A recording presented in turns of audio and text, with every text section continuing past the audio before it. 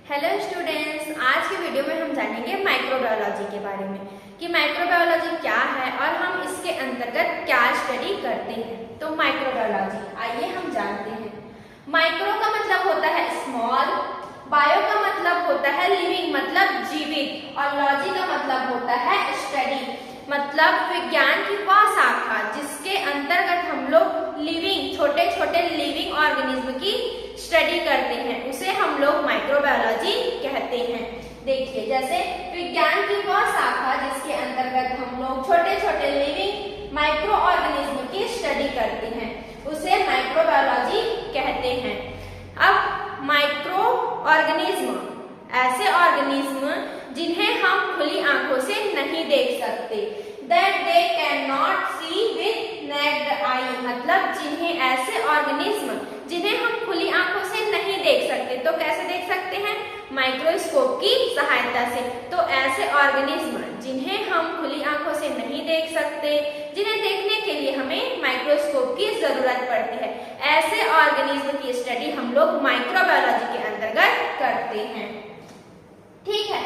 और जो micro organism है, micro organism found is a must everywhere in nature like soil, water, plants, surface, human being to animals. मतलब micro organism जो है वो कहीं पर भी प्रेजेंट हो सकते हैं। इन्वायरमेंट में आपके वाटर में प्रेजेंट हो सकते हैं, सॉइल में प्रेजेंट हो सकते हैं, एयर में प्रेजेंट हो सकते हैं।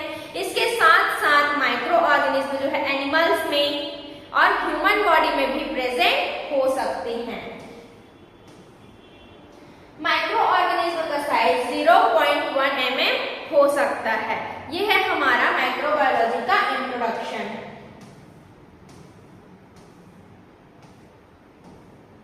जो माइक्रो ऑर्गेनिज्म है वो हमारे लिए यूजफुल भी हो सकते हैं और हार्मफुल भी हो सकते हैं, मतलब हमें नुकसान भी पहुंचा सकते हैं और हमारे लिए फायदेमंद भी हो सकते हैं। ठीक है, आइए हम आगे देखते हैं कि माइक्रो ऑर्गेनिज्म कहते किसे हैं, माइक्रो ऑर्गेनिज्म क्या है।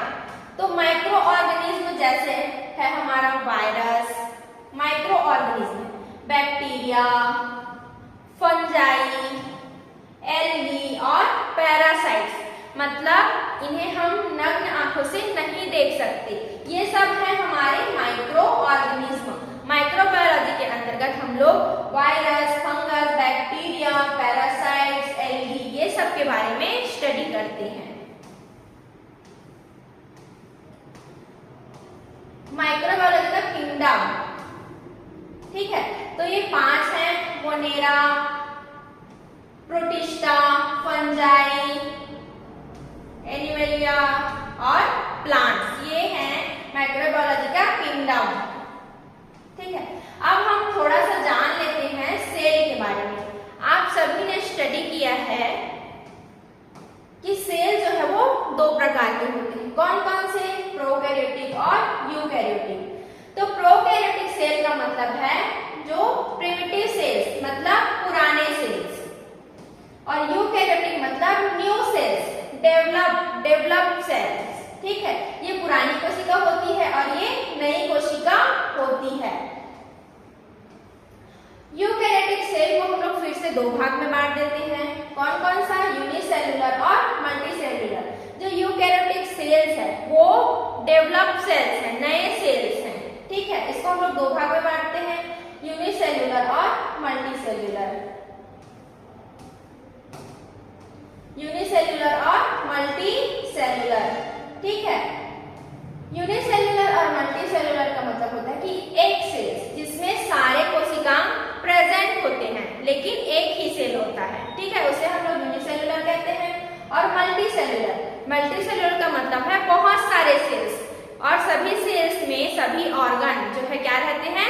प्रेजेंट रहते हैं, सभी कोशिकांग जो है वो प्रेजेंट रहते हैं। ठीक है, उसके बाद हम लोग देखते हैं कैरेक्टर्स। मैं आपको इसमें सेल्स के बारे में इसीलिए बता रही हूँ क्योंकि हम लोग इसमें बैक्टीरिया, फंगस, वायरस के बारे में स्टडी करेंगे। तो वो किस टाइप के सेल से मिलकर बना है, उनका सेल्स का प्रकार कैसा है, ये सब के बारे में हम लोग स्टडी करेंगे। इसीलिए मैं आपको ये सेल्स के बारे में बता रही हूँ। अब हम लोग देख लेते हैं कैरेक्टर, ठीक है। तो कैसे हो सकते हैं प्रोकैरियोटिक और यूकैरियोटिक, मतलब प्रिमिटिव सेल्स पुराने सेल्स और नया सेल्स डेवलप्ड सेल्स। इसके साथ साथ कैसे हो सकते हैं यूनिसेल्युलर और मल्टीसेल्युलर, एरोबिक और एनारोबिक, ठीक है। एरोबिक का मतलब है ऐसे बैक्टीरिया जिनको ग्रो करने के लिए ऑक्सीजन की जरूरत पड़ती है, वो आते हैं हमारे एरोबिक में। और एनारोबिक ऐसे माइक्रो ऑर्गेनिज्म जिन्हें जो है ग्रो करने के लिए ऑक्सीजन की जरूरत नहीं पड़ती, वो आएंगे आपके एनारोबिक में। साइज कितना हो सकता है 0.1 mm, ठीक है। अब ब्रांचेस ऑफ माइक्रोबायोलॉजी, मतलब माइक्रोबायोलॉजी की शाखा, कितने ब्रांचेस में माइक्रोबायोलॉजी को बांटा गया है? तो दो भाग है, प्योर माइक्रोबायोलॉजी और एप्लाइड माइक्रोबायोलॉजी। तो जो प्योर माइक्रोबायोलॉजी है उसके अंतर्गत हम लोग क्या क्या स्टडी करेंगे? बैक्टीरियोलॉजी, जिसमें हम लोग बैक्टीरिया के बारे में स्टडी करेंगे। प्रोटोजोलॉजी, प्रोटोजोआ के बारे में हम लोग स्टडी करेंगे। वायरोलॉजी, इसमें हम लोग वायरस के बारे में स्टडी करेंगे। इम्यूनोलॉजी, इम्यूनिटी सिस्टम के बारे में हम लोग स्टडी करेंगे। पैरासाइटोलॉजी, पैरासाइट्स के बारे में स्टडी करेंगे। माइकोलॉजी, मतलब हम लोग फंजाई के बारे में क्या करेंगे? स्टडी करेंगे। एप्लाइड माइक्रोबायोलॉजी में हम लोग medical microbiology, food and dairy microbiology, agriculture microbiology, pharmaceutical microbiology, industrial microbiology और इन्वायरमेंटल माइक्रोबायोलॉजी। तो ये है हमारा माइक्रोबायोलॉजी का नॉर्मल इंट्रोडक्शन, ठीक है।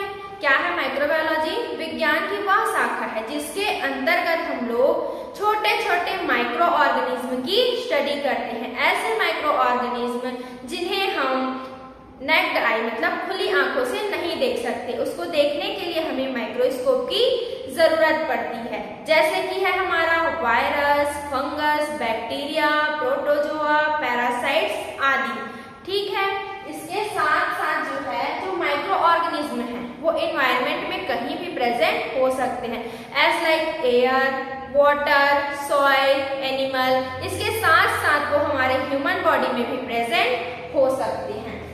इसके बाद मैंने आपको बताया कि जो माइक्रो ऑर्गेनिज्म है वो हमारे लिए यूजफुल भी होते हैं और हार्मफुल भी होते हैं, मतलब हमारे लिए उपयोगी भी हैं और नुकसान भी हमें पहुंचा सकते हैं। माइक्रो ऑर्गेनिज्म में हम लोग क्या क्या स्टडी करेंगे? तो है हमारा वायरस, बैक्टीरिया, फंजाई, एल्गी और पैरासाइट। इनको जो है 5 जगत में बांटा गया है: Monera, protista, fungi, Animalia, plants. इसके साथ साथ मैंने आपको एक नॉर्मल जनरल नॉलेज बताया जिसमें सेल, हम सेल के बारे में इसलिए मैंने आपको इसमें बताया क्योंकि जब हम बैक्टीरिया वायरस पढ़ेंगे तो हमें ये मालूम होना चाहिए कि बैक्टीरिया किस टाइप के सेल हैं, प्रोकैरियोटिक है कि यूकैरियोटिक है। इसलिए मैंने आपको बताया कि प्रोकैरियोटिक और यूकैरियोटिक। प्रोकैरियोटिक मतलब पुराने सेल्स जो डेवलप नहीं है, बहुत पुरानी कोशिका, और यूकैरियोटिक मतलब डेवलप्ड सेल्स। तो यूकैरियोटिक में भी हमें 2 प्रकार के सेल्स देखने को मिलते हैं, यूनिसेल्युलर और मल्टीसेल्युलर। यूनिसेल्युलर का मतलब है कि एक ही सेल्स में सारे कोशिकाएं प्रेजेंट रहते हैं, और इसमें मल्टीसेल्युलर में बहुत सारे सेल्स रहेंगे जिसके अंदर में जो है सभी कोशिकाएं आपको देखने को मिल सकते हैं जो अपना काम स्वयं करेंगे, ठीक है। उसके बाद हमने देखा कैरेक्टर कि क्या क्या हमें जो है माइक्रो ऑर्गेनिज्म कैरेक्टर देखने को मिलेंगे।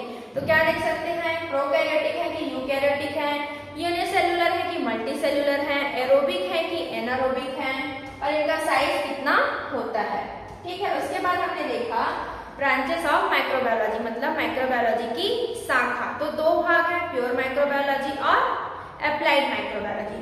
प्योर माइक्रोबायोलॉजी के अंतर्गत हम लोग ये सब स्टडी करेंगे और एप्लाइड माइक्रोबायोलॉजी के अंतर्गत हम लोग ये सब स्टडी करेंगे। वीडियो अगर आपको पसंद आया हो और नॉलेजेबल हो तो मेरे चैनल को सब्सक्राइब और मेरे वीडियो को लाइक करें। Thank you.